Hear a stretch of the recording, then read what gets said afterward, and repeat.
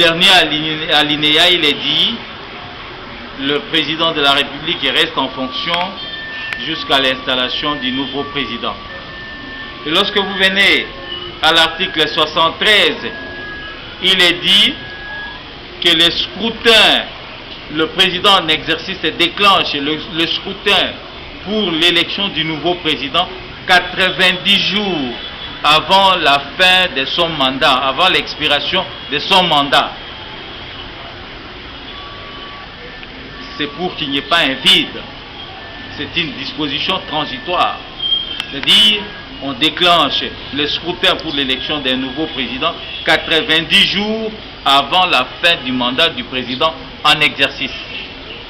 Et c'est pourquoi nous disons que dans notre pays, il n'y a pas de troisième mandat, parce que le peuple congolais, le souverain primaire, a voulu expressément limiter les mandats présidentiels à 2.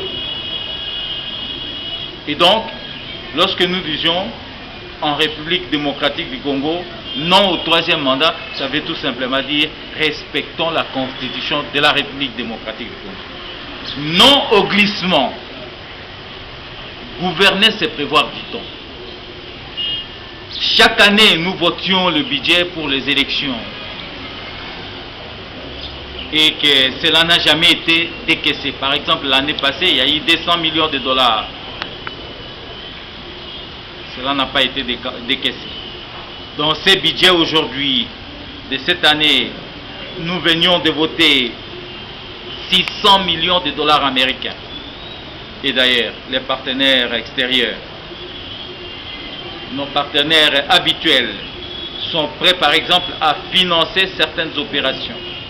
Et donc, nous disons que nous devons respecter la Constitution et que les élections dont le délai est constitutionnel ne peuvent pas souffrir d'aucun mot. C'est-à-dire, nous devons respecter scrupuleusement ces délais et tenir les élections dans les délais constitutionnels. Tout cela pour respecter la Constitution. Parce que le mot glissement veut dire non-respect de la Constitution, veut dire violation des dispositions constitutionnelles. C'est pourquoi nous disons non au glissement. Le troisième non